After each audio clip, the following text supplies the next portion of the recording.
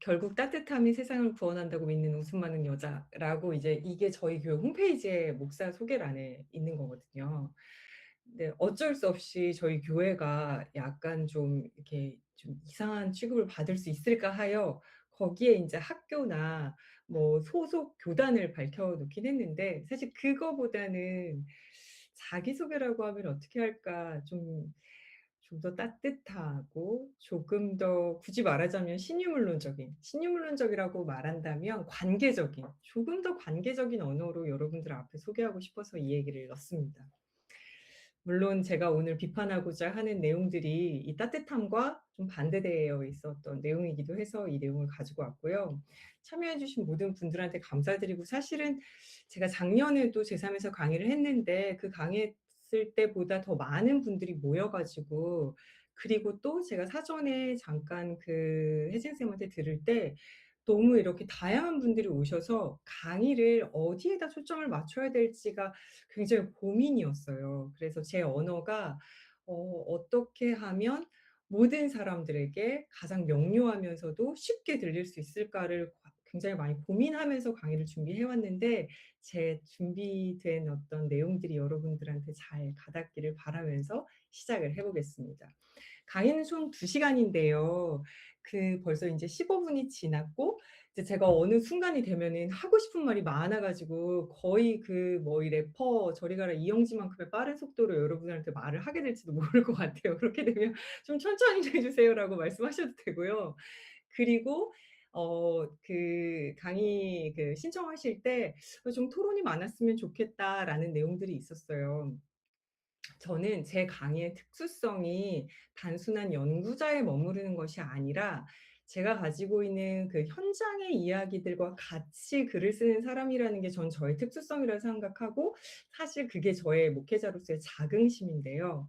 그래서 '그 내용들이 좀 더 많이 묻어나면 좋겠다.'라고 저도 생각하고 있어요. 그래서 현장에 있는 각자의 현장들이 다를 거라고 생각해요. 학교도 있고 또 가톨릭도 계시고 또 교회, 제가 많이 들어봤었던 교회들인 것 같아요. 저희 교회랑 이웃할 수 있는 교회들, 교인들도 많이 계시는데, 그 각자의 현장과 각자의 또 공부하는 어떤 내용 속에서 토론할 수 있는 자리를 만들기 위해서 강의 뒤에 꼭 시간을 30분 이상을 남겨 보도록 할게요. 그래서 제가 다 할 수 있는 대답들은 아닐 수 있겠지만, 또 여기에 있는 지식들이 연결되면서 어떤 반짝이는 아이디에이션이 나오지 않을까 생각을 하면서, 첫 번째 슬라이드를 넘겨 주시면요.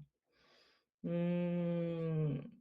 그 이제 아까 전능신에 대해서 관심이 많다고 하셨는데, 그리고 어떤 부분에 관심이 많았을지 되게 궁금해지고, 또 여기서 이렇게 수다 떨고 싶은 어떤 분들이 계신데요. 그분들한테 좀 묻고 싶어요. "우리는 왜 하나님을 생각할 때 하늘 위에 어딘가에 계신 전능한 분을 떠올릴까?" 제가 이 얘기를 시작하게 된 계기는 사실 이것도 사실 교회였어요. 바로 얼마 전에 저희 교회 수련회를 갔었는데, 저희 교인들 중에서 한 7-8 명이 저랑 같이 3 시간 동안 이 내용을 가지고 토론을 했거든요. 물론 뭐 정답은 정해져 있지 않은데 3 시간을 거의 신학 대전을 할 만큼의 이야기가 이 전능하신 하나님에 대한 이야기들이었어요. 이 이야기를 계속해서 수련회 밤을 새가면서 할 수 있었던 이유는, 그전부터 제가 계속 이 전능하신 하나님에 대해서 해체시키는 작업을 교회와 또 그 교회 밖에서 만나는 사람들한테, 또 제가 글로 쓰는 것들에서 계속해서 얘기되고 있거든요. 여러분들은 어떻게 생각하세요? 전능하신 하나님을 생각하면 아마 여기 계시는 분들 중에서는 장소, 하늘 위라고 생각하는 분들도 계실 거고, 그래도 그건 장소성에 대한 이야기는 아니지. 사실은 그거는 어떤 우리의 초월적인 어떤 무언가의 장소라기보다는 어떤 깊은 어떤 어딘가라고 생각하시는 분들도 있을 것 같고, 여러분들에게 전능한 하나님은 어떤 하나님이신지요? 네, 위 링크를 접속하시면 강의 자료를 다 다운받을 수 있다고 합니다. 김일권 목사님. 어떻게 생각하세요? 전능하신 하나님, 노래도 너무 많이 부르잖아요. 전능하신 나의 주 하나님은. 그죠? 그러니까 어떤 초월적인 존재를 우리는 이야기할 때 전능하신 하나님이라고 이야기를 하는데, 여러분들의 하나님은 어떠세요? 전능하신 하나님. 하늘 어딘가 위에서 말씀하시는 그 상이 있지 않으세요? 전 사실 이렇게 지금 제가 강의를 준비하고 있는데도 이 하나님이 저한테 사실 있거든요. 그게 없는 사람들이 저희한테 과연 있을지 모르겠어요. 교회를 안 다니시는 분도 아마 전능하신 하나님이 저렇게 있지 않으실까 생각을 하는데, 그래서 저는 이 부분에 대해서 '왜 우리는 이렇게 됐을까?'부터 시작을 준비했어요. 강의 시작은 이것부터 준비되고요. 그리고 아까 신유물론 저처럼 같이 공부하신 분들이 계신데, 신유물론에 대한 이론적인 접근을 하기 위해선 이 앞에 '왜 전능신에 대해서 제가 이렇게 해체시키려고 하지?' 라고 하는 그 내용을 먼저 접한 다음에, 두 번째 강의에서 '그래서 저는 왜 신유물론을 굳이 도구로 가지고 와서 쓸까? 신학을 하는 사람이 왜 유물론을 가지고 오지?'라고 하는 걸 두 번째 강의에서 하고요. 그때 제가 썼던 글, 설교문일 수도 있고 묵상집일 수도 있는데, 그 내용을 좀 구체적으로 보고 싶어요, 같이. 그게 두 번째 강의가 될 것 같고요. 세 번째 강의는 인제 본격적으로 그래서 이러한 하나님들, 새롭게 우리가 얘기되는 하나님들이 만들어가는 교회는 어떤 모습일까라고 하는 것이 저희 교회일 수도 있고 여러분들의 교회일 수도 있습니다. 그래서 그 교회는 어떤 모형일까를 저희가 이 시간에 같이 만들었으면 좋겠어요. 물론 제가 그 안에서의 바운더리를 가지고 올 텐데요. 그렇게 세 개로 돼 있고요. 첫 번째, 두 번째 강의는 조금 이론에 대한 내용들이 있습니다. 슬라이드를 넘겨주시면, 자, 제가 전능하신 하나님을 해체시키기 위해서 잠깐 여기서 잠깐, 제가 항상 하는 말인데, 제가 믿음이 있어요, 여러분들. 믿음이 있고 교회를 열심히 다니고 심지어 제가 다닐 교회를 만들려고 제가 담임 목사를 하는 거예요. 이 얘기를 하는 건 하나님이 전능하시다라고 하는 것 자체를 부정하기 위해서 이 얘기를 하는 게 아니라, 전능하신 신이라고 하는 것이 우리에게 어떻게 내면화되고 그것이 어디서부터 왔는지를 추적하기 위해서지, 전능하신 하나님을 부정하기 위해서 이 자리에 있는 거 아닙니다. 그렇다면은 이제 플라톤부터 갈게요.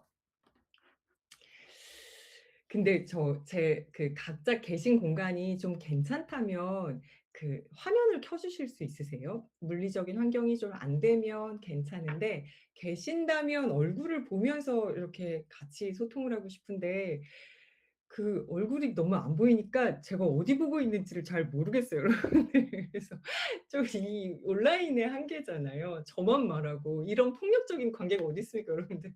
그래서 쪼끔만 더 저에게 얼굴을 좀 조금만 주시면 감사히 강의를 할 수 있을 것 같습니다. 아유, 감사해요. 이제 플라톤에 대한 이야기인데, 사실 플라톤 많이 알고 계시죠? 이름 많이 들어보셨죠? 2,500년 전에 이분께서 세상을 둘로 나누었어요. 이제 이데아라고 하는 세계가 있고, 이제 이데아의 이제 대결에서 복사본, 그러니까 가짜, 이렇게 두 개로 나뉘거든요. 이데아의 세계는 한쪽에는 영원히 변하지 않는 완벽한 진리의 세계예요, 이데아는. 그리고 한쪽에는 우리가 발 딛고 사는 세계라고 할 수 있어요. 이 발 딛고 사는 세계는 어떤가요? 끊임없이 변화하고 썩어 없어지는 어떤 현상, 물질, 이 세계를 말하는 거예요. 이 두 개의 이제 자로 잰 듯하게 반듯하게 이제 플라톤이 이것을 그어냈어요. 근데 인제 여기서 로고스가 나오는데요. 로고스 들어보셨죠? 로고스가 뭔가요? 로고스, 딱 우리 기독인들은 말씀이라고 얘기를 하시죠. 네, 맞아요. 로고스는 말씀인데요.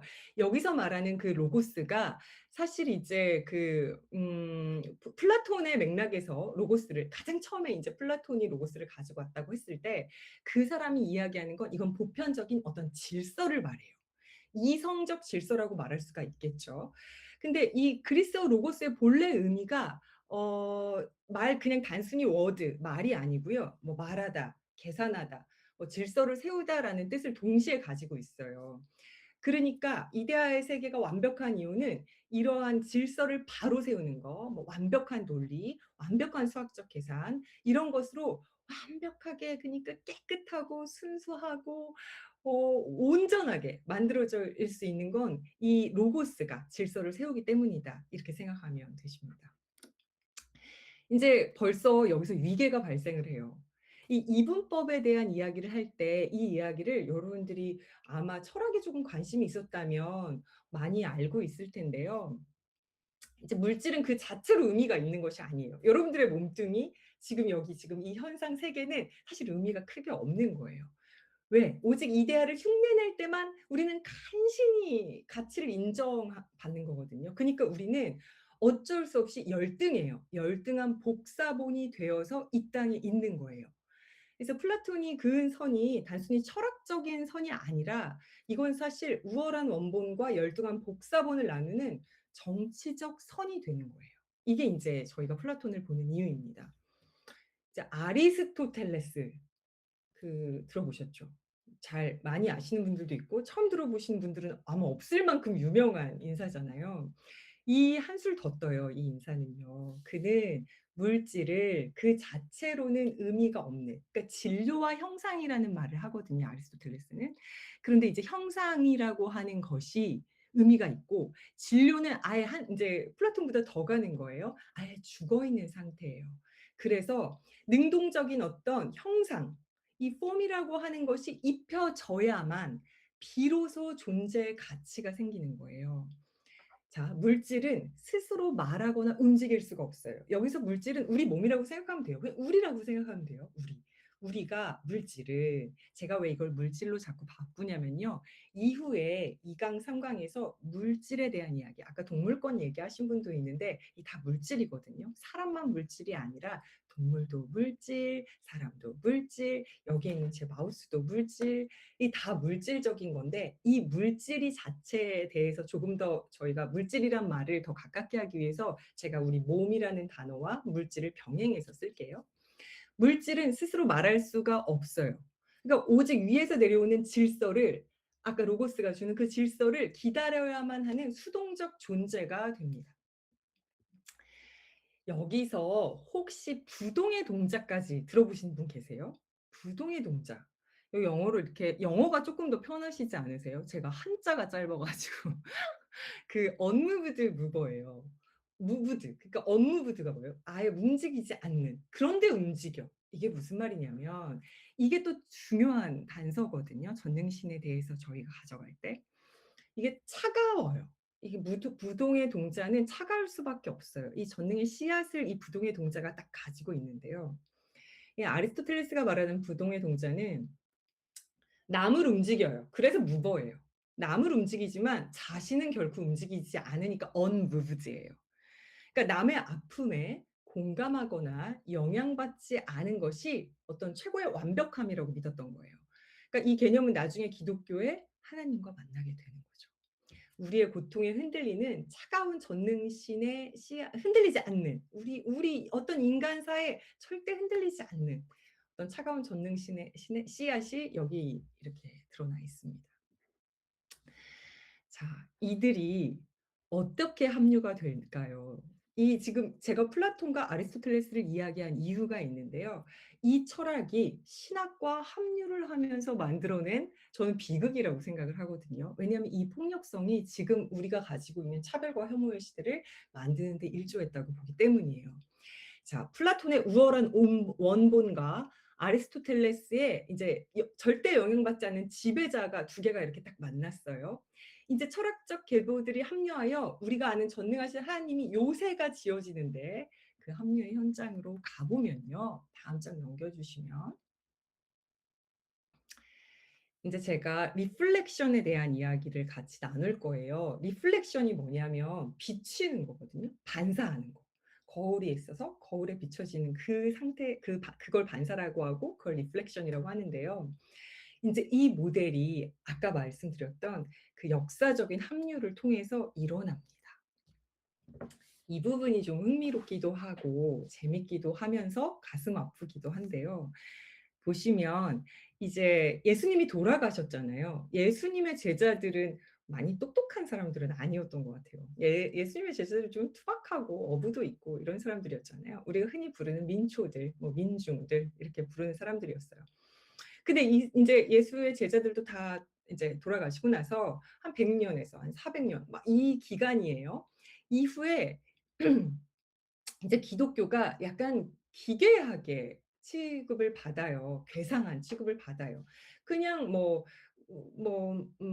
유대교의 아류에 있는 뭐 이단들 중에 하나 뭐 이렇게 생각하기도 하고, 그래서 인제 이거를 극복하기 위해서 부활 신앙 같은 거를 사람들한테 전파해서 '아 이렇게 위대한 종교다.'라는 얘기도 맥히지가 않는 거예요.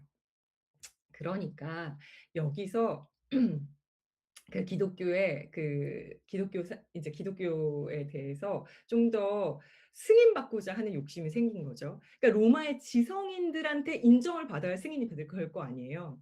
근데 그때 당시에 누가 가장 최고의 지혜의 틀을 가지고 있는, 철학을 가지고 있는 사람들이었어요. 플라톤이었거든요. 그러니까 이 플라톤의 옷을 입고 싶었던 거예요, 기독교가. 그러니까 뭐 이게 초기 교부 시대라고 하죠. 교부라는 말도 참 거시기해요. 그죠? 교부가 뭐예요? 처치, 그래서 처치 fathers예요. 그러니까 처치의 파더들이 고민을 한 거예요. 아버지들이죠. 한 환장해요. 그 기독교의 역사가 다 이런 역사지요. 그 아버지들께서, 교회 아버지들께서 '안 되겠다. 괴상한 미신으로 취급받는 건 안 되겠다.' 해서 플라톤 철학적 언어를 빌려오게 됩니다. 이제 무식한 이들의 종교가 아니라는 것을 증명하고 싶었던 거예요. 그래서 플라톤의 이분법을 뼈대로 삼는 전략을, 자신들의 변증을 하기 시작하는 거예요. 그러니까 초기 기독교는 로마라는 거대한 지적 전쟁터에서 살아남아야만 했어요. 그래서 당시 가장 세련된 언어인 이제 플라톤주의를 입었고, 여러분들 요한복음 어떻게 시작하죠? 아시나요? 요한복음서의 첫 번째, 뭐 요한복음서에서 가장 유명한 이야기가 태초에 말씀이 있었다. 맞아요. 이게 그러니까 태초에 말씀이 있었는데 그 말씀이 있었다라고 하는 그걸 요한이 써 놓은 거를 가지고 와 가지고 이 선언을 사람들한테 보여주는 거예요.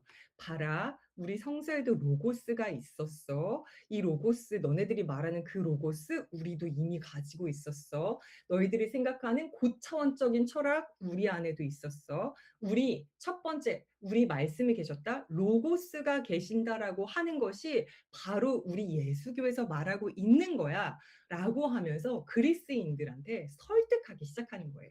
그러니까 이 어떤 설계도 자체가 너희들이 가지고 있는 설계도와 다르지 않아. 그 옷을 입어서 사람들한테 변증하기 시작하는 때가 요때입니다. 이제 이 옷이 처음에는 좀 변증이 되고 방패가 됐긴 했지만 시간이 지나면서 기독교의 몸 자체를 규정하는 틀이 되어 버린 거예요. 그래서 우리가 오늘날 당연하게 생각하는 뭐 천국, 저희 교인들이 아직도 저한테 물어봐요.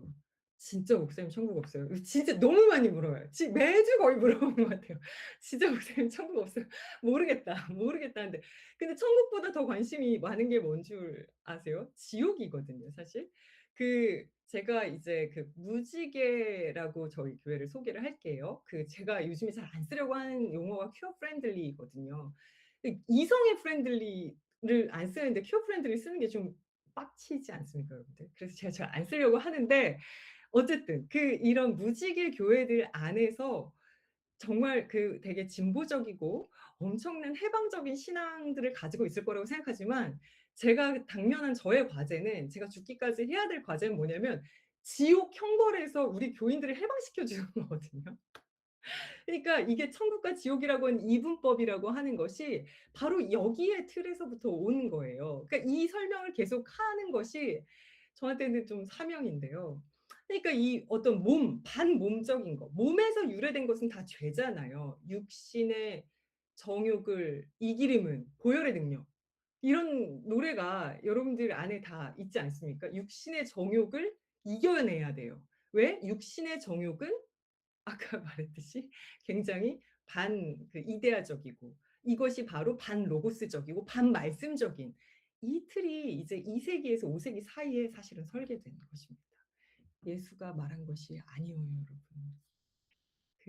이 얘기를 제가 계속하는 것은 저와 함께 있는 저희 교인들을 위해서고요. 혹시라도 이런 억압적인 어떤 신앙관 속에서 신학을 하셨던 분들이 계세요, 또 제가 아는 분들에게. 그래서 그 얘기를 좀 위로가 될까 하여 계속 강조를 하고 있습니다. 자, 하나님은 순수한 이성 로고스가 되셨고요. 우리 몸뚱이는 이제 그 질서에 복종해야 할 열등한 물질이 되는 역사적 역전이 이 상황에서 일어납니다. 자, 인제 그 여기서 이제 종말론이 저기 보이시죠? PPT에 보면은 원래 기존 종말들 여러분들 새하늘 새 땅 들어보셨죠? 그 새하늘 새 땅이라고 하는 말이 거기가 천국의 언어가 아닙니다. 천국과 지옥의 언어랑은 좀 달라요, 색깔이. 새하늘 새 땅 뒤에 뭐가 붙어요, 항상? 만들어 가자라고 얘기하거든요. 새하늘 새 땅을 자꾸 만들재요. 근데 천국과 지옥은 어떻게 해요? 가요. 그러니까 내세지향적인 거고요. 새하늘 새 땅은 지금 이 땅에 하나님 나라를 만들자라고 하는 지금에 대한 이야기예요. 그러니까 이게 시간 자체가 달라요. 원래 그런데 초기에는요. 그 기독교가 가지고 있었던 그 기존 종말론은 이 땅에 물질적인 회복이 일어나는 거예요. 새하늘 새 땅이라고 하는 건 부정의하고 평화가 없는 어떤 그 땅에 정말 새하늘과 새 땅이 만들어지기를 소망하는 것이 종말론적인 입장이었어요. 그런데 역전된 논리가 어떻게 되냐면 이제 이 물질 세계에 부정이 일어나면서 영혼 불멸, 이제 탈출로서의 구원, 가는 거. 자꾸 어디를 가잖아요, 저희가 죽으면. 그러니까 '죽으면 간다.'라고 하는 어떤 그거 자체가 정말 온전히 기독교 안에서 형성된 것이 아니라 이 그리스 철학하고의 합류를 통해서 만들어졌습니다. 그러니까 이게 여기서 어떻게 되는 거냐면 그 탈출을 해야 되니까 우리 정신의 자리에 하나님이 있고 물질의 자리에 피조물이 놓이면서 이 땅의 삶을 하늘나라에 가기 위해서 잠시 거치는 정거장 정도로 격화됐죠. 그러니까 내일 일은 남 몰라요라고 하는 그 노래 있잖아요. 그 내일 일은 남 몰라요. 하루하루 살아요. 이게 굉장히 내세지향적이고 여기가 정거장이라고 하는 어떤 그런 노래 가사가 계속해서 불러지는 이유가 사실 이 안에 있다고 봐도 무방합니다. 자, 아까 말했었던 부동의 동자도 한번 짚고 넘어가 볼게요. 이제 이 논리에 이제 그 아리스토텔레스가 쐐기를 박아요. 이제 만물을 움직이지만 자신은 절대로 움직이지 않는 것이 부동의 동자라고 했잖아요. 그 이제 이 논리가 하나님께 대입이 되니까 이제 전능이라고 하는 것의 정의는 어떻게 되냐면 어떤 거에서도 영향받지 않는 굉장히 고립되어 있는 힘이에요. 전능이라고 하는 건. 고립되어 있어요. 그러니까 피조물의 신음과 눈물에 하나님이 흔들리면 그것은 더 이상 전능한 것이 아닌 거죠. 근데 여기서 여러분들 질문이 생기지 않으세요? 근데 하나님은 공감하시잖아요. 공감한다고 고백하지 않으세요? 우리의 모든 상황에 공감하시네. 그런 찬양도 있는데요. 혜진 쌤 모르시죠? 그런 찬양이 있답니다. 근데 그 여기서 이제 이 공감하는 하나님과 전능신이라고 하는 것이 다른 듯 보이지만 여러분들이 고백하는 공감하는 그 하나님에 있어서도 그 짚어낼 게 있는데요. 좀 날카롭게 이렇게 짚어보면 그 공감하는 하나님 자체가 잘못된 게 아니라요. 그 공감하신 하나님 속에서도 뭐가 있냐면 하나님은 전능한 해결사예요. 그리고 우리의 몸, 우리의 세계는 그분의 처분을 기다리는 무력한 재료가 되는 거거든요. 그러니까 회복의 모든 권한이 신에게 독점돼 있어요. 그러니까 여러분들의 몸은 저항력도 없고 생명력도 없고 회복력도 없고 치유하려는 어떤 물질의 어떤 행위자성 자체가 무산되는 거예요. 공감하는 그 얘기를 해도 내가 슬프고 내가 위로받고 싶고 그러한 어떤 그 자체가 굉장히 무기력한 상태고 전능한 하나님이 우리를 쫙 내리쬐 주면서 우리를 회복해 하는 이 관계 역시도 관계적이기보다는 상호적이기보다는 아까 말했던 사실 전능하신 시인의 그 들씌워진 그 그림자가 이 안에도 묻어 있는 거죠. 제가 재밌는 걸 봤었던 게 여러분들 혹시 유튜브 댓글 보고 다니시나요? 전 여기 강의 보러 오신 분들 자체가 어느 정도는 저랑 정치적 성향이 비슷할 거라고 생각해서 안전하다고 생각하면서 막말을 좀 한다면요. 그 댓글을 그 보는 그 여러분들의 그 어느 정도의 그 레벨이 되는지 모르겠는데 저는 어떤 댓글이든 다 보거든요. 일베 때부터 지금까지 거의 모든 댓글을 다 보면서 그 어떻게 이것들을 내 연구에 도입해서 그 잘근잘근 씹어줄까라고 하는 것이 저의 약간 좀 길티 플레저 같은 건데요. 근데 그 공감하시네라고 하는 찬양이 있어요. 굉장히 조회수가 높은 유명한 그 가수, 걔네 이름이 뭐죠? 그 위러브. 위러브라고 하는 그룹이 부른 공감하시네인데 쳐보시면 알겠는데 공감하시네에 대한 가사에 대해서 갑론을박이 유튜브에 되게 많아요. 그러니까 하나님은 공감하시는 분이 아니라는 거야. 그래서 이단이라는 거야. 그렇게 말하면 안 되는데 하나님 자체가 공감한다고 이야기하는 것 그걸 문제 삼는 내용들을 어떤 전도사, 무슨 신학생들 뭐 이런 사람들이 올린 글들이 많이 있거든요. 이제 대환장 파티입니다. 그러니까 그게 왜 그러냐면요. 하나님이 아까 제가 말씀드렸던 부동의 동자여야 되거든요. 하나님이 우리의 삶에 간섭하면서 그렇게 공감한다고 하는 것은 하나님의 진정한 그 성질을 벗어난다고 생각하는 사람들이 갑론을박을 하고 있더라고요. 그러니까 이 완벽한 우리의 아픔을 아시는 전능하신 하나님 라는 이 완벽한 고백은 사실은 차가운 이분법을 품고 있고 사람들은 공감하는 하나님조차도 인정하고 싶지 않은 어떤 그런 믿음도 우리 한국 기독교 안에 굉장히 많이 있습니다. 다 해줄 거라고 하는 전능의 담론은 사실은 하나님이 다 해주신다라고 생각하는 게 대단한 믿음 같지만 그렇지 않다고 저는 생각해요. 결국은 우리가 전능의 기적만을 기다리는 죽은 진료로 남게 되는 것을 선택하는 거거든요. 이게 이 전능이라는 프레임 자체를 해체해야 되는 이유가 바로 여기에 있어요. 우리가 가지고 있는 우리의 활력, 생기, 하나님이 우리한테 주셨던 어떤 그 물질의 그 바이탈리티 있잖아요. 그거 자체가 완전히 삭제되고 하나님이 우리를 회복시키는 거 전적으로.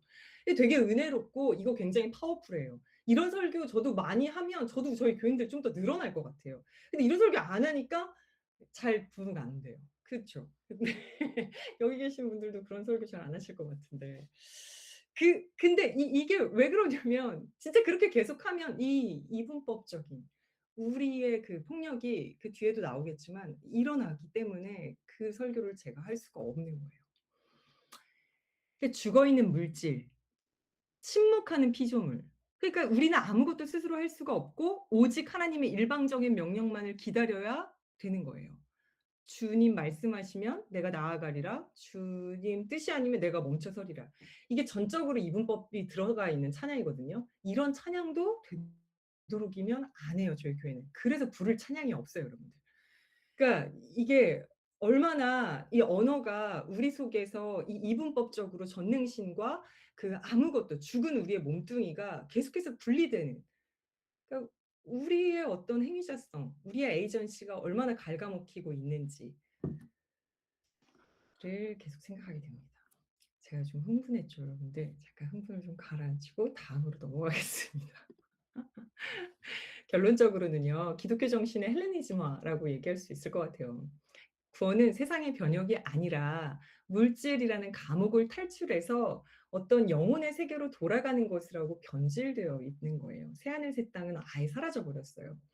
그래서 이 땅이 잠시 머물다가 가는 무가치한 곳으로 격화돼요. 왜요? 우리는 여기서 죽어도 영원히 살 수 있는 이데아적인 어떤 세계가 우리를 기다리고 있기 때문에 괜찮다라고 하는 거. 그래서 속세에 대해서 관심이 없고 탈정치화되고 근데 이건 지금 얘기가 하기가 어려운 것 같아요. 기독교만큼 지금 가장 정치화된 그 기독교가 없어 가지고 좀 혼란스럽긴 해요. 극우 정치에 대한 이야기를 할 때 기독교를 빼놓을 수가 없기 때문에. 어쨌든 그래서 잠시 머물다가 떠날 무가치한 곳으로 격화되는 것이 이거에 대한 어떤 기독교 정신의 퇴색이라고 하겠죠. 저를 만나는 사람들이 제 강의를 듣거나 제 설교를 듣는 사람들이 저한테 많이 하는 질문이 뭐냐면요. "목사님 진짜 이런 거 학교에서 배우나요?" 라고 물어봐요. 왜냐하면 자기가 다녔었던 교회의 목사님들이 여기 계신 그 목사님들도 계시고 뭐 사제들도 계시고 뭐 머시기들 다 계시잖아요. 저도 그 머시기인데 아무도 이런 얘기 해준 적 없다는 거예요, 교회 다니면서. 단 누구도. 왜 설교자들도 왜 신학하는 사람들도 자기네들한테 이런 얘기 안 해줬냐는 거예요. 여러분 배웁니다.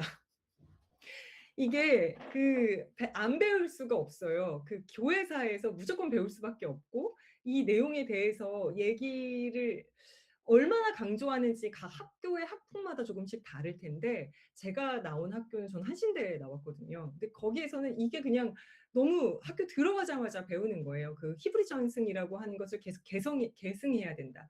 그러니까 그 헬레니즘적인 어떤 그리스 철학에 퇴색되어 버린 그걸 다시 복원시켜야 된다라고 하는 것이 학교 1 학년 초반부터 저희들은 강조해서 배우는데 안 배우는 학교는 없을 거라고 저는 봐요.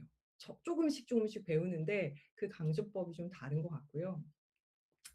그래서 혹시라도 궁금해하시거나 혹시 이후의 내용들을 찾아보고 싶으신 분들을 위해서 그 하르막이라는 사람이 되게 유명해요, 이 사람 내용. 이 사람은 인제 복음이 그리스적 관념론과 결합하여 실천적 역동성을 상실하고 어떤 그 정적인 형이상학에 고착됐다라고 하는 게 이 사람이 이제 얘기한 것을 제가 학부 때 배웠던 기억이 납니다. 이거보다 좀 오래됐던 것은 이제 펠리칸이라는 사람인데요.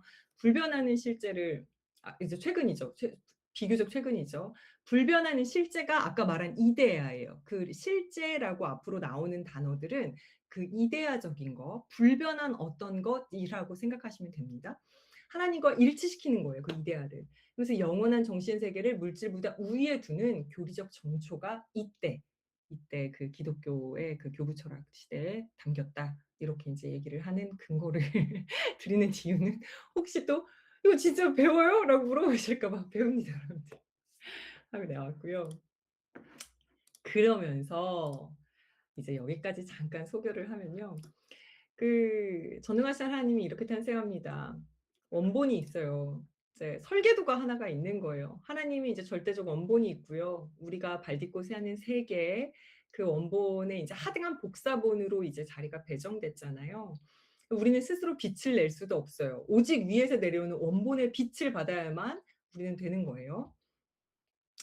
이제 그래서 인제 그 물질과 세계와 몸이라고 하는 것이 어 얼마나 깨끗하게 우리가 비출 수 있느냐의 가치로 이제 수동적 거울로서만 역할을 하는 건데 그래서 이것을 제가 반사 모델이라고 이름을 지었어요. 이제 리플렉션 하는 거죠. 그러니까 내부의 활력, 여러분들은 활력이 없어요. 저도 없는 거예요, 여기에 비춰진다면. 그러니까 하나님을 얼마나 닮았냐인데 여러분들 하나님을 얼마나 닮았습니까? 한 2% 닮았을까요? 그럼 여러분들은 98%가 그냥 시시껍절한 존재인 거예요. 한 4% 닮았어요? 그럼 여러분 좀 96%가 좀 괜찮은 그 시시껍절한 존재인 거예요. 요런 거거든요. 그니까 이 그 생명력이나 활기가 없어 삭제되는 거예요. 거세되는 상황인 거죠. 이제 이거를 재현주의라는 말로 제가 조금 더 한 번 더 나아가 볼게요. 다음 걸로 한번 넘겨 주시겠어요? 음. 여기. 그 반사 모델이라고 하는 거 그 밑에 재현주의. 그 재현주의를 그래서 이렇게 말할 수 있을 것 같아요. 재현하다 있잖아요. 그 리프레젠트거든요. 다시 프레젠트 보여주는 거, 비추는 거. 그러니까 원본이라는 게 있잖아요. 얼마나 정확하게 비추느냐가 존재의 가치를 매기는 거예요.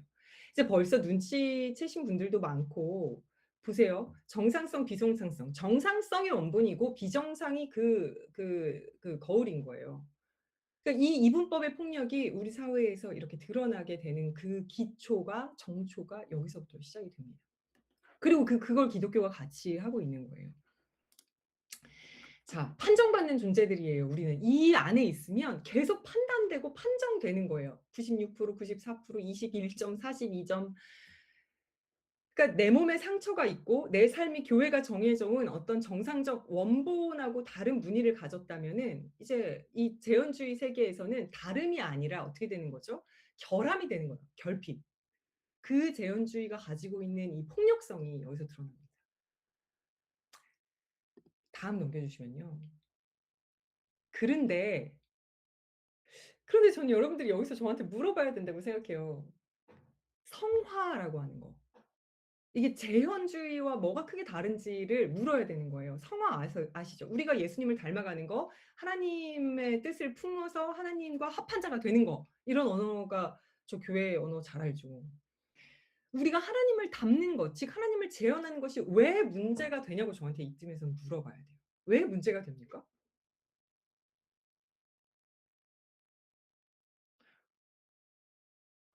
왜 문제가 될 것 같으세요, 여러분들?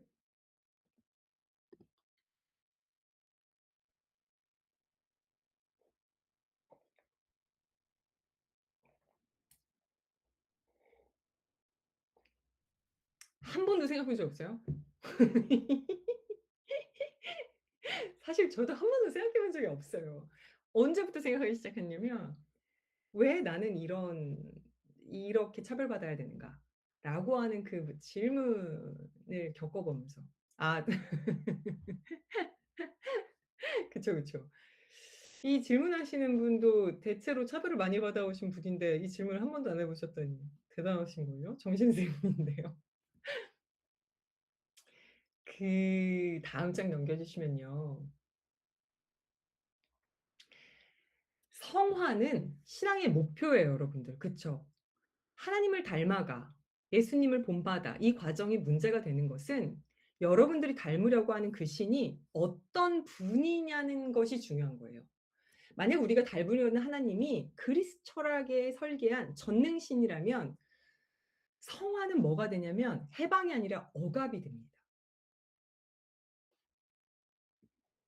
다시 한 번 더 부동의 동자로 다시 얘기를 하면 그 그 위에 빨간색 한번 보면은 하나님 하나의 원본, 하나의 진리, 하나의 정상성. 인제 이 부분에 대해서 그 일자에 대한 설명을 잠깐 할게요. 이게 인제 철학적인 이야기이긴 한데 크게 어렵지는 않을 것 같아요. 일자가 영어로는 D1이에요. 그 다양성이라고 하는 말 우리 많이 쓰잖아요. diversity라고 하는데요. 다양성이라고 하는 말에 가장 반대되는 말이 일자라고 할 수 있어요. 그 일자라고 하는 것이 다양성을 잡아먹게 되거든요. 일자는 뭐냐면 그 플라톤에서 또 이것은 나온 건데요. 이 일자는 분열과 차이가 없어요. 차이가 없다라는 말은 절대적인 단일자라는 거예요. 이거는 플라톤 뒤에 인제 신플라톤주의자들이 만든 건데 만물의 근원이자 궁극적인 최고 실제를 만들고 싶었어요, 또 그 플라톤 제자들이. 그래서 너무 완벽하고 온전하고 이러한 것을 일자라고 만들어 놨어요. 그러니까 일자라고 하는 것은 하나의 어떤 그 근원이에요. 이 근원이 태양처럼 있는데 이 태양이 확 에너지를 쏴요. 에너지를 쏘면 그다음에 영혼 정신이 유출되고 물질이 그다음에 영혼이 유출되고 물질이 유출돼요. 그니까 정신이 가장 순수한 태로 유출되고 그다음에 딱 쏴 가지고 그다음이 인제 영혼이고 그다음 물질. 이게 계보가 이렇게 위계가 있거든요. 그러니까 마지막에 그 별로 그렇게 일자에게 큰 힘을 받지 못하고 힘없이 딱 유출된 게 물질이에요, 우리 몸뚱이. 이런 것들은 뭐냐면 결핍 속에 있는 거예요. 그러니까 온전하다고 하는 아주 온전한 그 D1이라고 하는 그 일자에서부터 쭉 결핍의 위계가 발생하는데 그러니까 이게 침묵하는 근원이에요. 말하지 않아요. 그리고 말하는 질서는 로고스라고 말하면 돼요. 로고스는 말이기도 하잖아요. 그러니까 근원이 딱 있어요. 근데 이게 이 설명을 하면은 그 철학을 공부할 때 어렵지만 기독교인들은 기가 막히게 알아듣습니다. 왜냐하면 여기에 하나님을 그냥 대입해 버리면 그냥 이해가 그냥 되거든요. 그러니까 일자라고 하는 건 사실 침묵하는 근원이거든요. 온전한 거, 완전 궁극적인 최고의 실제예요. 그리고 인제 로고스는 그 말하는 질서를 가지고 있는 거죠. 그러니까 모든 차이와 다양성이 없는 그 쇠구슬 같은 존재예요. 쇠구슬 같은. 어떤 그 안이 무언가 오류가 전혀 없는 거죠. 그 일자는 아주 단일해요. 이 일자와 결합하여 다름을 허용하지 않는 절대 원본이 되는 거예요. 그러니까 하나님 자체가. 절대 원본이 되고 하나님 하나, 하나의 진리, 하나의 정상성. 이런 강력한 위계가 이 플라톤주의자들에서 다시 인제 한번 또 세워지는 게 일자의 개념이에요. 그러니까 유일신 사상인데 제가 얼마 전에 어떤 세미나에서 같이 얘기하던 분한테 들은 게 그 "퀴어까지는 인정하겠다. 근데 다원주의는 인정하지 못한다."라는 얘기를 들었어요. 그래서 너무 기가 막혀 가지고 "지네가 뭘 인정하고 말고야."라고 내가 진짜 너무 어이가 없어 가지고 좀 열받았는데 퀴어를 인정을 왜 우리가 뭐 예 시간 뒤에서 더 욕할 거니까 지금은 그냥 여기까지만 욕하고, 그 다양성이라고 하는 건 더 받아들이지를 못하겠는 거예요, 다원주의. 그러니까 다원주의는 어떻게 느껴지냐면요. 세계 속에 있는 다양체들의 어떤 그 다양한 빛깔들을 어떻게 우리가 수용할 것인지 고민하는 그런 건 당연히 없고, 하나님 한 분, 이 하나님의 하나의 진리, 유일신이라고 하는 것 자체가 절대로 이게 이 어떤 균열이 나면 안 된다고 하는 그 강력함이 있는 거예요. 왠지 퀴어는 하나님을 균열시킬 것 같진 않거든. 근데 뭔가 다원주의는 하나님을 균열낼 것 같거든. 이건 안 돼. 근데 이 강력한 어떤 유일신 사상도 여기에 있어요. 하나의 원본, 하나의 진리, 하나의 정상성. 이러니까 인제 막 그 이슬람 혐오하고 그 이스라엘 깃발 들고 나가는 거 아닙니까? 그 더 심해져서 인제 시오니즘이 막 극우주의에 판을 치고, 이게 그 계보가 여기서부터 풀지 않으면 잘 보이지 않는 게 있습니다. 이제 절대적 단일성이라는 거예요. 근데 이게 인제 그다음으로 넘어가면 부동의 동자와 같이 얘기가 됩니다. 이제 하나님의 피조물사이에 상호작용이 없다고 아까 얘기했잖아요. 요 부분. 자, 그리고 아까 반사 모델이라고 하는 거, 성화라고 하는 것은 사실은 내부적 성장을 해야 성화예요. 그쵸, 여러분들? 예수님을 닮아간다는 것은 내부적 성장을 해야 되는데, 이 이 내부적 성장은 없어요. 왜냐하면 외부 원본에 나를 맞추는 규격화거든요. 여러분들이 얘 안에서의 성장이 아니라 이 원본에 비춰 가지고 이 결핍을 계속해서 없애는 것. '내가 얼마나 똑같이 거울에 비치는가.'라고 하는 거. 그러니까 외부 원본에 나를 규격화시키는 거기 때문에 사실 성화가 아니에요, 이건. 그러니까 거울이 무슨 색깔을 내면 그 왜곡됐잖아요. 여러분들이 고유의 목소리를 내는 것은 하나님을 비추는데 방해가 돼요. 그러니까 여러분들이 무언가를 계속 여러분들이 있는 모습 그대로 "하나님 나를 받으세요."라고 얘기를 하는 것은 노이즈예요. 그러니까 성화라는 이름으로 우리는 우리의 욕망, 이게 중요하거든요. 여러분들이 가지고 있는 욕망 혹은 경험, 상처, 꿈틀대는 여러분들의 어떤 물질성, 에이전시, 이런 것들을 지원해야 돼요. 그러니까 하나님이라는 완벽한 원본에 맞추는 거, 부동의 동자가 우리에게 맞추는 질서, 그거에서 나라는 생동하는 물질을 계속해서 죽여오는 것이 성화였어요. 그러니까 재현주의 안에서의 성화를 이야기하는 것은 계속해서 여러분들의 욕망이 사라지게 하는 거예요. 저는 하나님이 우리를 투명한 거울로 만드신 것이 아니라 각기 다른 무늬를 가진 살아있는 존재로 만드셨다고 생각을 합니다. 그러니까 하나님이 우리한테 주신 특별한 어떤 특개성, 각자가 가지고 있는 어떤 특별함들을 하나님을 가리는 불순물이 되는 것, 노이즈가 되는 것이 저는 신앙이거나 신학이 되어서는 안 된다고 생각해요. 이게 지워진 몸들에 대해서 계속해서 이야기하고 싶은 제 신학인데요. 제 연구가 이것을 계속 강조하는 이유는 이걸로 인해서 지워진 몸들, 그 욕망으로 인해 욕망하는 몸들에 대해서 계속해서 가려지고 차별되고 혐오되고 있는 그 몸들을 다시 이 세계로 끌어올려서 비가시화된 그 사람들을, 그 존재들을 가시화시키기 위해서는, 이 지워진 몸들을 말하기 위해서는 이 성화, 이 재혼주의의 폭력을 저희가 밝혀내야 된다고 생각을 합니다. 아, 근데 하나님이 정말 그런 분인가요, 여러분들? 여러분들에게 하나님이 정말 그런 분이세요? 음, 하나님은 정말 우리가 우리 스스로를 딱 지우고서 당신만을 복사하기를 원하실까요?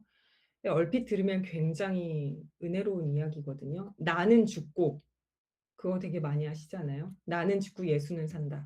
나는 죽고 예수로 산다. 그러니까 그런 바울의 고백들도, 그 바울의 상황들을 보면 그것이 진짜 나라고 하는 것을 완전히 거세시켜 가지고 하나님한테 탁 합일되는 상태. 그거 말하는 거 아니거든요. 자기를 지우고 당신을 복사하기를 원한다. 이 전능한 질서가, 우리가 만들어내는 것들이 다 불온전하고 비정상이라고 말하고 있는 거. 이거를 보는 힘이 우리한테 필요합니다. 자, 그럼 조금 더 지워진 몸들, 우리 상처들에 대해서 좀 더 얘기하면서 넘어가 볼게요. 그 얘기를 하기 위해서 제가 혼자 떠든 지가 한 사 시 30 분, 40 분이 다 되어 가는데요. 괜찮으세요, 속도가? 괜찮으세요? 네네. 잘 들어 주셔서 너무 감사해요. 언제 우리가 같이 만나서 커피를 마시면서 이런 얘기를 해야 되는데 그쵸. 그러면 각자 교회에서 경험되었던 일들을 엄청 많이 얘기하시는데. 아 감사합니다. 혹시 이따가 다 끝나고 나서 제가 부족했던 부분들을 저랑 같이 공부하시거나 저보다 먼저 공부하신 분들이 더해 주셔도 너무 풍성해질 것 같아요. 그러면 이제 제가 가지고 있는 슬라이드가 하나 둘 셋 넷 다섯 장밖에 안 남았어요. 그러니까 마무리로 들어가는 거겠죠. 이제 로고스의 위계를 저희가 이제는 딱 말할 수 있을 것 같아요. 정신 라고 딱 하는 것은 질서, 빛, 남성, 하나님, 불변, 말, 로고스가 말이잖아요. 그건 지배하는 자예요.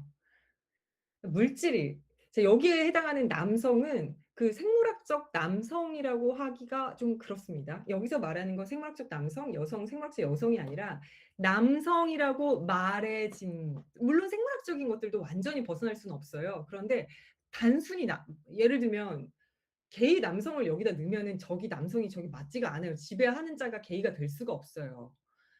차라리 그 게이 남성은 지배를 할 수가 없어요. 그러니까 거기 있을 수가 없다는 지금 제가 그 얘기를 하는 거예요. 물질은요. 혼돈, 어둠, 여성, 피조물, 가변. 변하는 거예요. 계속 변하면 안 돼. 불변해야 되는 건데 가변하면 일단 권위가 떨어져요. 몸. 이게 지배받는 자예요. 여기서도 마찬가지로 뭐 지금 페미니즘을 다 얘기할 수는 없지만 여기서 여성이 생물학적 여성으로 딱 규정할 수가 없어요. 박근혜가 여기 들어갈 수가 없는 거예요. 그냥 단순하게 얘기하면 권력이나 사회적 지위, 위치 뭐 이런 것들 다 얘기할 수밖에 없는. 자, 재현주의의 그림자를 그럼 볼게요. 리프레젠테이셔널리즘 이라고 나와 있는데 그 물질에 이제는 탈색됐잖아요, 물질이. 색깔이 다 빠졌어요, 그냥. 이제 지배받는 자와 지배하는 자가 이렇게 딱 나눠져 있잖아요. 그러면 인제 우리가 예수에 대해서 잠깐 생각을 해 볼게요. 여러분들은 예수가 몸을 경시하거나 몸을 중요하지 않게 생각했다고 보십니까? 정말 그러니까 지금 교부들이 만들어낸 이 철학 안에 예수가 있습니까? 제가 교인들한테도 진짜 많이 얘기하는데요. 저는 예수가 몸을 경시했다면 이 땅의 삶이 중요하지 않았다면 전 기적 안 일으켰다고 생각해요. 저희 또 교인들이 저한테 "목사님 기적 믿냐."고. 저 기적 엄청 믿어요. 엄청. 기적을 이렇게 저처럼 믿을 수가 없어요. 왜 믿냐면 전 예수가 그 당시에 천박하다고 버려졌다고 뭐 그렇게 취급되어 왔던, 그러니까 정말 눈에 보이지 않는 존재들이잖아요, 예수가 만난 사람들이. 근데 그 사람들은 기적을 일으키는데 예수가 그 당시에 할 수 있는 방식에서 그 기적 말고는 난 그들을 구원해 줄 수 있는 방식이 없었다고 생각해. 그들의 몸이 해방시킬 수 있는 방식이 그 방식이었다고 생각하고 예수가 지금 왔으면 전 전장현이랑 같이 투쟁했다고 생각하거든요. 그러니까 당시에 예수가 할 수 있었던 일은 기적이었다고 저는 봐요. 그러니까 만약에 몸을 중요시하지 않았다면 왜 예수가 기적을 일으켰습니까? 뭐 교파 확장하려고요? 예수는 성전에 관심이 없었던 사람인데 무슨 교세를 늘리겠어요. 그러니까 생기를 회복시키고 싶은 당신의 방식인 거예요. 그러니까 예수의 방식은 그 사람이 가지고 있는 에이전시, 그 사람이 그 몸뚱이에 가지고 있는 그 활력이 억압당하고 있으니까. 비정상이라고 하니까 "너는 너무 너는 정말 하찮은 쓰레기에 불과해. 원본에 너무 너는 완전히 위배되는 거야."라고 길거리에 버려져 있는 사람들. 18년 동안 피 흘리는 여성들. 이 사람들을 만나러 가는 이유가 뭐냐면 그들이 가지고 있는 억압당하고 있는 그 현실 자체에서 생기를 회복시키는 그 몸뚱이가, 그 물질이 활력을 다시 가질 수 있게 하는. 전 예수는 정말 그리스도 철학하고 완전히 다른 삶을 살았다고 생각을 해요. 지금 우리가 말하고 있는 어떤 회복에 대한 이야기는 우리는 다 예수님한테 온 거잖아요. 사실은 기독교가 원래부터 몸을 경시했다고 생각하지만 그게 아니라 그리스도 철학의 이분법이라는 틀에 갇히면서 우리 몸이 가지고 있는 가치, 우리 몸이 가지고 있는 욕망 이걸 자체를 다 잃어버린 거예요. 그러니까 이거를 얘기를 자꾸 하면 인제 그다음에 질문이 뭐라고 나오냐면 현장에서는 늘 나와요. 어 원나잇 해도 됩니까? 원나잇 죄 아닙니까? 이런 걸 왜 물어보는지 아세요? 그 저는 뭐라고 해요? "당신들의 호르몬을 나한테 왜 와서 묻냐. 당신의 호르몬을 당신이 알아서 하라."라고 얘기를 해요. 이 얘기 왜 합니까? 제가 무슨 성해방자이고 그 성 뭐 어떤 "여러분들 성해방자로 오늘 하루 10 명하고 자십시오." 이 얘기를 하고자 하는 겁니까? 그게 아니라 우리 하나님을 닮지 않았다고 규정된 수많은 욕망들이 있어요. 그 욕망 자체가 몸에서부터 비롯되잖아요. 그러니까 육신에서 비롯된 것들은 다 쓰레기고 껍데기고 허울이고 그거 아니라는 이야기를 계속하는 거예요.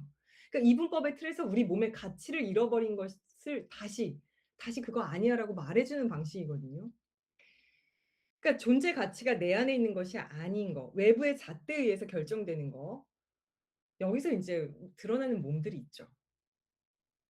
퀴어, 상처난 몸, 비인간 존재들. 아까 그 동물권 이 비인간이라고 하는 게 인간이 아닌 존재들이에요. 이제 여기서 뭐까지 나오냐면 미생물까지 나와요. 이제 미생물이 되게 중요한 신유물론의 그 단초입니다, 여러분들. 그러니까 존재론적 상처를 어떤 남기는 어떤 그 철학이잖아요. "누가 상처받았는가?"라고 하는 그 존재들을 보면 그러니까 하나님과 닮지 않았다고 비정상이라고 만들어 낸 거죠. 담론의 지배가 이제 말의 지배, 담론의 지배가 여기서 오는 거예요, 현대에 와서는. 남성은 이래야 된다. 여성은 이래야 된다. 자, 여성은 이래야 된다. 제가 들었던 "여성은 이래야 된다."라는 여러 가지의 제가 벌써 안수를 받은 지가 15 년, 14 년. 생각보다 뭐 보이시는 것처럼 보일지 모르겠지만 제가 나이가 생각보다 많아요, 여러분들. 근데 그 나이가 많음에도 불구하고 제가 여성이기 때문에 그 남성 목회자들에서 주류 담론에 늘 밖에 있습니다. 제가 키도 웬만한 남성보다 크거든요. 키 큰 것도 문제가 됐었어요, 어렸을 때는. 여성이 돼 가지고 키가 큰 거. 근데 인제 여러분들의 각자 삶에서 어떻게 담론 속에서 규정된 담론 속에서 어떻게 여러분들이 봉쇄되었는지는 모르겠지만 저 같은 경우에는 예전에 이렇게 발제를 하는 경우가 있었어요, 학부 때. 열심히 발제를 했고 맨날 남자 학우들에게 당하는 저희 여성들이 너무 좀 안타까워 가지고 제가 이를 바득바득 긁어서 발제를 한 적이 있었어요. 그래서 다 이렇게 평정하는 어떤 그런 발제였는데 그때 기독교 윤리 교수님이 저한테 한 말이 "너 그러면 남자친구 못 사귄다."였어요. 기독교 윤리를 담당하는 교수님. 지금 한신대 총장님. 그 너무 실물 걸었네. 그분도 시대에 발맞춰서 좀 20 년이 지났으니까 변하셨겠죠. 그거. 그게 담론이거든요. 여성이면 이래야 된다. 남성이면 이래야 된다. 이런 것들이 이제 우리의 행위들을 다 이렇게 딱 봉쇄시키고 우리를 가둬는 거죠. 자, 우리의 살아 꿈틀거리는 몸과 그 안의 욕망들, 그리고 고유한 여러분들의 경험들, 여러분들의 상처들, 이런 것들은 하나님의 불순물이 아니라 자체로. 그러니까 우리한테 인보디드 돼 있는, 체현돼 있는, 여러분들이 경험한 그런 것들이 더 이제 이야기 될 수밖에 없는 지금이 된 거예요. 그래서 생동하는 마지막 부분을 보시면 화살표를 보시면 이분법적 질서가 유지되기 위해 밀어낸 몸의 자리를 이제 같이 보러 가는 거예요. 이제 담론이 물질보다 높은 곳에서 존재를 일방적으로 규정하는 거예요. 이게 항상 얘 말이 더 위에 있어요. 되게 웃긴 게 플라톤은 말을 되게 순수하다고 생각했던 거예요. 여기서부터 이제 담론이 우월감을 갖는데 말은 투명하잖아요. 그러니까 물질성을 갖고 있지 않다고 생각해서 말의 권위를 줬던 거예요. 이게 현대에 맞습니까? 지금 이 새치혀가 무슨 어쨌든 그래서 거기서부터 이제 왔었던 이 말이 몸보다 높은 곳에서 우리를 규정하는 거죠. 자, 생동하는 여러분들의 행위자성, 여러분들의 바이탈리티 봉쇄되었죠. 이 봉쇄됨으로써 우리에게 이제 빛체가 드러납니다. 다음으로 넘어갈게요. 어 제가 이제 빛체에 대한 이야기를 써 왔는데 혹시 빛체를 들어보신 적이 있나요? 빛체라는 언어가 좀 익숙하신 분들 계세요?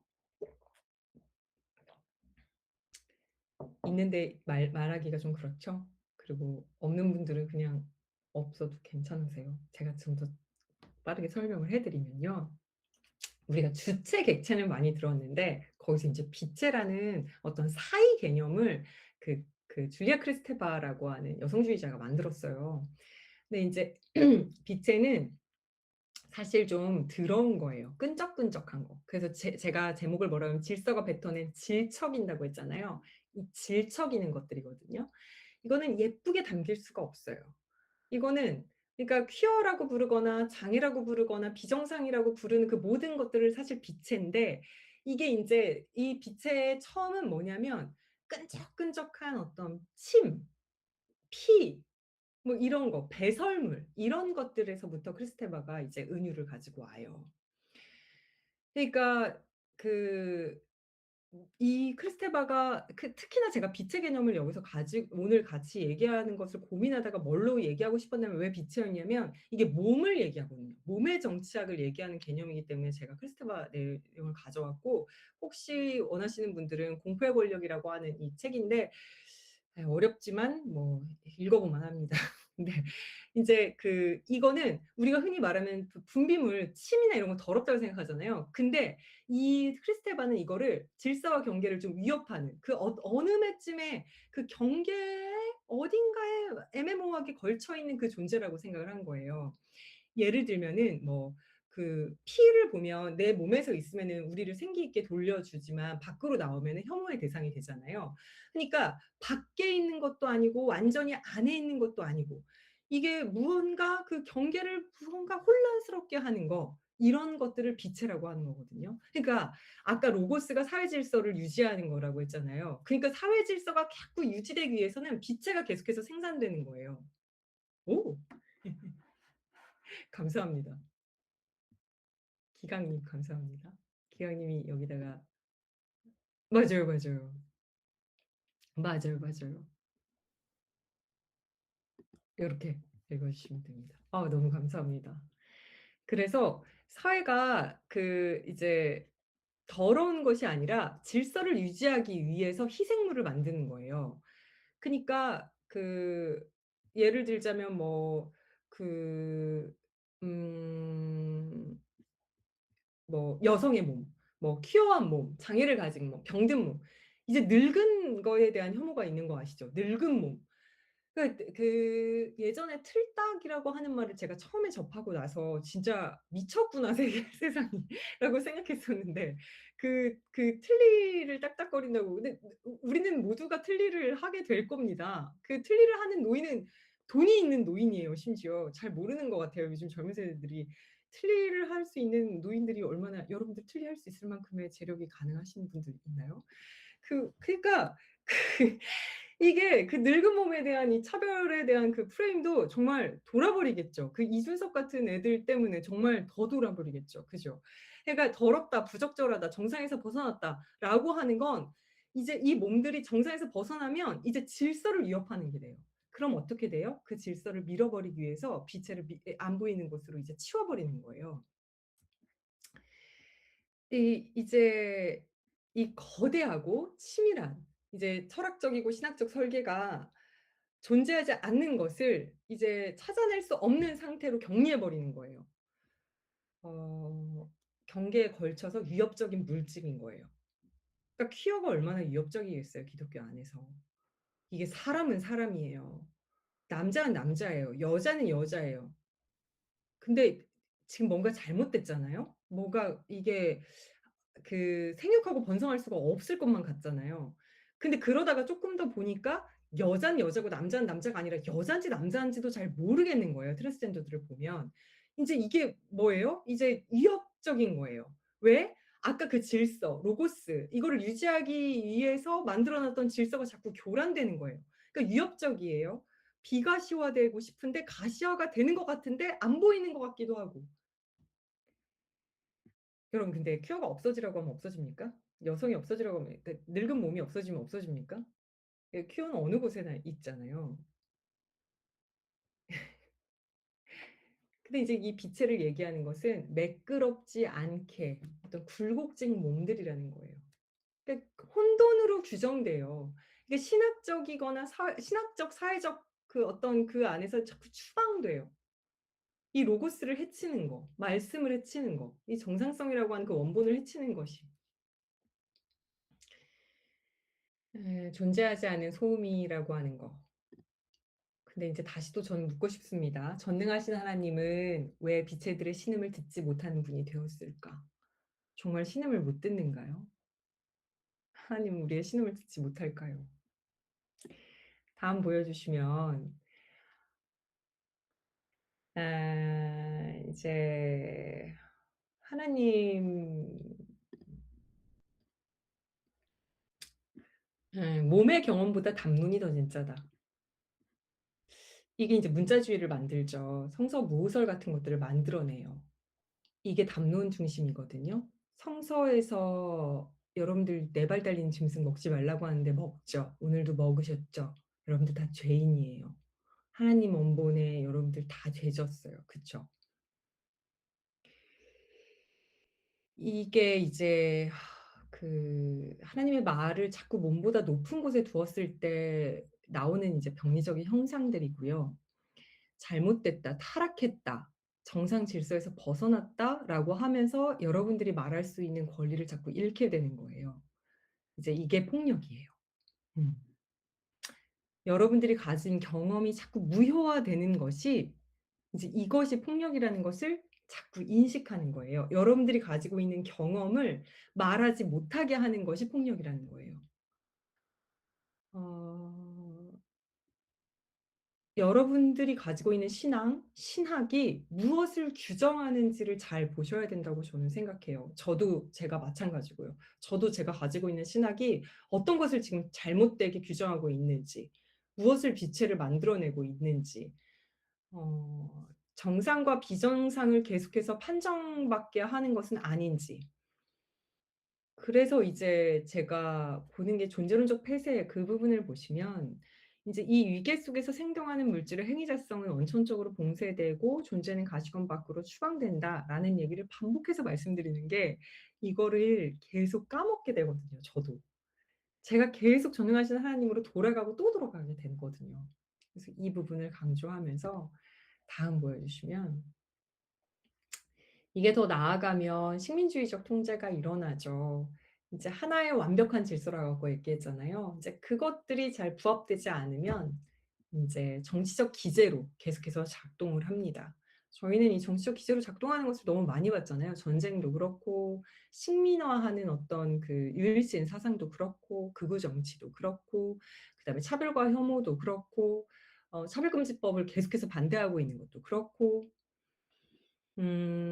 그 박멸의 역사 이게 되게 무서운데요. 혼돈이나 불순물로 규정되면 마녀 다 죽였잖아요. 마녀 사냥하는 게 그 당시에 마녀 사냥이 왜 일어납니까? 혼돈과 뭔가 질서가 뭔가 어지럽혀져 있으면 진짜 문제는 사실 그게 아닌데 마녀 한 명 죽이면 그 사람한테 완전 그 모든 것을 다 그 악의 축이다 해 가지고 그 사람 잘라내면 '아 우리가 인제 좀 평안해졌구나.'라고 하는 거잖아요. 사실 이게 지금 지금 불순물로 규정된 어떤 비정상 속에 있는 것들을 박멸하고 정복해야 할 대상으로 여긴다. 요게 인제 그 재현주의의 폭력이자 그 전능신의 폭력이에요. 자연도 마찬가지죠. 음. 인제 그래서 존재하지 않는 것처럼 찾아낼 수 없게 만드는 거거든요. 존재하는 것처럼 보이면 안 돼요. 젊은 사람들 되게 많이 바뀌었다고 하는데 제가 댓글 많이 본다고 했잖아요. 그 "알겠다. 퀴어? 괜찮아. 퀴어 뭐 문제야. 아 나만 안 좋아하면 돼." 퀴어들도 다 눈이 있어요. 그 사람 안 좋아해요. 그거 정말 너무 화나는 얘기인데. 두 번째, 방구석에 있지 왜 퀴퍼는 해. 이런 거 댓글 진짜 많거든요. 그 퀴어 문화 축제 할 때 "알겠어. 니네 인권 알겠는데 왜 그러니까 나한테 보게 하냐고." 이거 굉장히 폭력적인데 그거가 어디서 기반되냐면 그 사람이 뭐 그렇게까지 뭐 그 엄청 뭐 생각을 많이 하고서 쓴 사람이라고 생각해 하진 않아요. 뭐 그 사람의 글에 의미를 두는 것이 아니라 그러한 내용들이 뭐냐면 비가시화돼야 된다고 하는 것을 정상으로 본다는 거예요. 그니까 무언가가 보이지 않게 만들어야 되는데 보이는 어떤 행위 자체. 그래서 이제는 가시화의 날이라고 하는 거를 만드는 것이 거기에 있어요. 보여지게 만들려고. 이게 재현주의 폭력에 맞선 하나의 저항의 모습으로 우린 현장에 드러나고 있습니다. 그 다음 장이 마지막 슬라이드인데요. 보여주시면 제가 좀 재밌는 걸 찾았는데요. 이거를 그 엔터를 치다가 저분의 뭐 얼굴을 가려드리고 싶은 그 저기 거시기 저기 그 곰돌이가 내려와 가지고 좀 보였는데 저분 보여도 상관없을 것 같은데 제가 제 거 영상을 찾아보려고 했는데 고 바로 옆에 뭐라고 제목이 나왔냐면요. "흔들리는 하나님, 흔들리는 교회가 제 거 제목이잖아요. 근데 저 목사님 "흔들리는 믿음, 흔들리지 않은 하나님이라고 하는 것으로 설교를 딱 하셨더라고요. 저거거든요. 제가 말씀드리고 싶은 게 그거예요. 우리는 흔들려요. 근데 하나님은 절대 흔들리지 않아요. 전 그걸 비판하고 싶은 거거든요. '왜 하나님이 흔들리지 않지? 우리가 흔들리면 하나님도 같이 흔들리고 우리의 관계 속에서 하나님도 생성되고 변화되고 하나님도 계속해서 고민하고 하나님도 계속 발전하고 하나님도 퇴보하고 하나님도 우리랑 같이 울고 실패하고 좌절하고 그러면 안 돼? 하나님도 흔들리면 안 돼? 왜 우리는 흔들리는데 하나님은 늘 굳건해?' 이 도전적인 질문을 하고 싶은 거고 저러한 설교 저분이 잘못했다는 게 아니라 저 얘기가 바로 이제 여러분 눈에 보이셔야 된다는 거예요. 저 질문을 딱 저 제목을 보면 '아 저 제목은 여기서부터 온 거구나. 저런 신앙은 교구 철학에서부터 온 거구나. 그리스 철학과 합류하면서 벌어진 일이구나.' 이걸 보실 수 있어야 된다는 거죠. 자 그 흔들리는 몸들이 갈 곳이 없어지는데요. 그 흔들리는 하나님이라고 하는 거울을 우리가 함께 깨트리고 그 물질의 하나님을 같이 만나보는 시간을 다음 시간부터 가져보려고 합니다. 빨리 달려왔고 여기까지 여러분들의 질의응답하면서 더 발전시키고자 하는데요. 편안하게 말씀해 주셔도 되겠습니다.